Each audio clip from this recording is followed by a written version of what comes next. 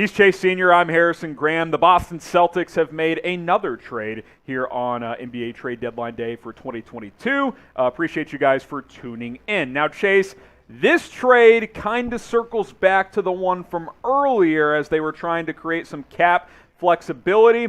Josh Richardson and a first-round pick to San Antonio for Derrick White, who comes to Boston. A bit of a curious one as White is under contract for a 4-year, $70 million deal. We called this earlier. There was something else that was probably going to happen. We didn't know if it was the Celtics offloading Dennis Schroeder, but they got rid of money by trading away Dozier as well as Bol.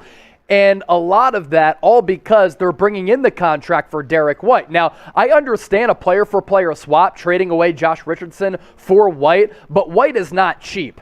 $15+ million this year, $16+ next, followed by $17.5, $18.8. He'll be an unrestricted free agent in 2025. He's shooting around 30+% from three, which is a little less than Josh Richardson. There's also another element to this trade as well, Harrison. Yeah, Romeo Langford, this detail just coming in. He's also as a part of a trade. That even makes it weirder for me. Yes, yeah. I mean, the Celtics are banking on Derrick White being like a cornerstone player moving forward. Langford's kind of been out of the rotation, though. Yeah, I'm not. So that's another way to clear up space as well. Sure, I'm not saying Langford is like some huge piece for Boston moving forward, but I think they're really banking on Derrick White's upside here. Now, he's having a nice year, 14.5 points. He's dishing 5 or 6 assists, but he doesn't shoot the ball well from three.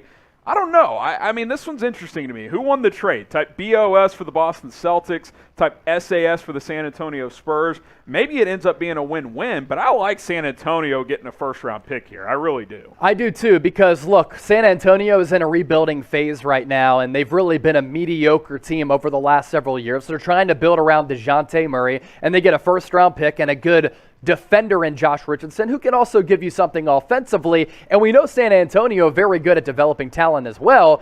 So Romeo Langford, a young player, goes to San Antonio too. Now you look at Derrick White. He's been in the league for 4 years, former first-round pick. The Spurs got him 29th overall in the 2017 NBA draft. I think Boston, like you said, is continuing to bet on his upside because they've seen the upside happen before their eyes. Yep. 3 points per game as a rookie, up to 9.9, then 11+, 15.5 last year, down to 14.5 this year, and a guy who can shoot and stroke the three a little bit as well and give you some defense and size. Yeah, if he can be more consistent as an outside shooter, that certainly helps. Maybe Boston couldn't find a true point guard on the market, so they get a guy like White who can play a little bit of point, but I kind of feel like they already have a combo guard type in Dennis Schroeder, but maybe this is your Schroeder long-term replacement more so as well. That could be part of the equation here as well. 6'4", has good size, can play the 1 or the 2.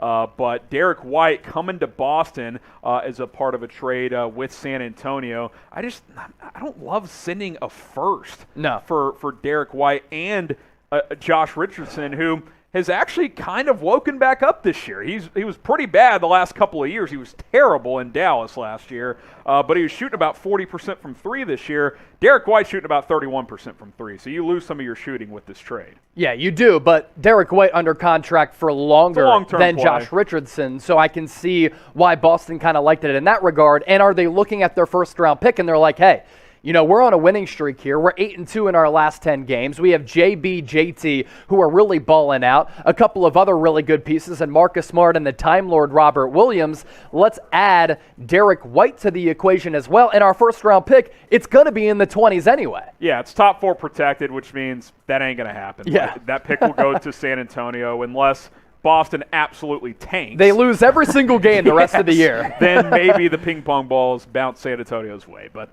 that is not going to happen. That pick will convey to San Antonio. Subscribe to our Boston Celtics channel, youtube.com/CelticsTV. The second trade here on Trade Deadline Day. Maybe there's more to come. If there is, we will have a video for you guys. Subscribe. It's 100% free. No one covers the Boston Celtics better than we do. So go check it out, youtube.com/CelticsTV. If you're watching on our Celtics only channel, well, then go ahead and hit that big red button.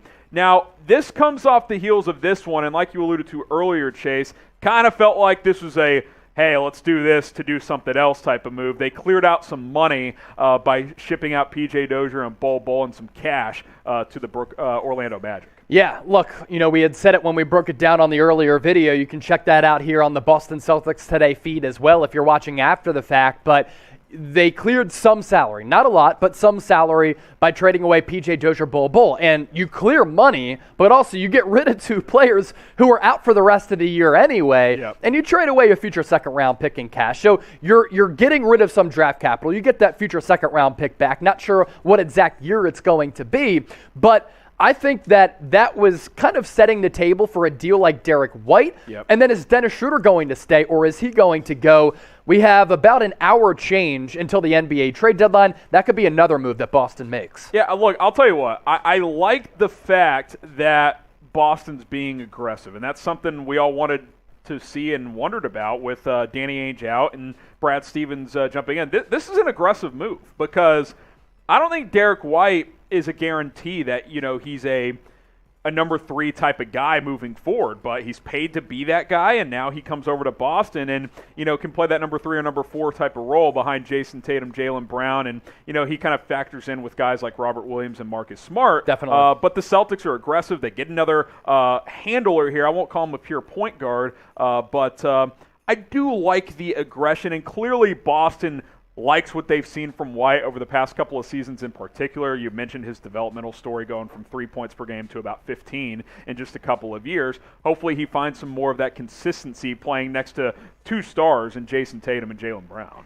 And I kind of like the roster now. So, like Marcus Smart, yeah, we've talked a lot about him not being a quote-unquote prototypical point guard, but he's been playing better in that role of late. Yes. And now, like, you have a starting 5 that is good defensively, has a ton of size, a ton of length, because Marcus Smart, he's no slouch when it comes to size. No, he's long. You have him, you have Jason Tatum, Jaylen Brown, Derrick White, and the Time Lord. Like, that's a lot of size offensively and defensively for Boston at Ime Udoka's disposal. Yeah, it's definitely a team that should – this team's built – in some aspect for the playoffs, because we know how the NBA goes, Chase. In the regular season, defense doesn't apply. But come playoff time, you got to get stops, especially in the fourth quarter. I think Boston's built to do that. The question is, can they be consistent enough offensively? Can they operate effectively in the half court in crunch time, which is why I've said forever they need a true point guard. But we'll see how that plays out. Maybe Derrick White they view as a guy that can help in that area. You look at the Eastern Conference standings here.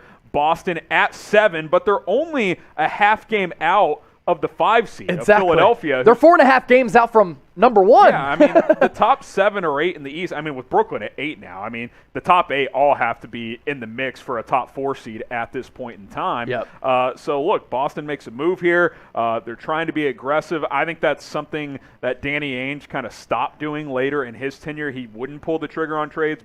Brad Stevens clearly willing to put some chips to the table here and bring in a guy like Derrick White to ship out Josh Richardson and Romeo Langford. So we'll see how it ends up playing out, how the pieces all fit in together. But the Celtics have now completed 2 trades. Again, this first one was primarily for salary cap implications to ship out 2 injured guys in Dozier and Bol. And then this big one coming in here, Josh Richardson and Romeo Langford in a first to San Antonio for Derrick White, who comes in a guy that can give you 15 points per game. You think he starts for this team? Derrick White? Or are you super 6-man, this guy? I do think he starts. Okay. Yeah, because of the aforementioned length and depth that it gives you. Yeah. Grade the Celtics moves. A, B, C, D, or F. You got a grade for me? B? With the first round pick in there, B minus?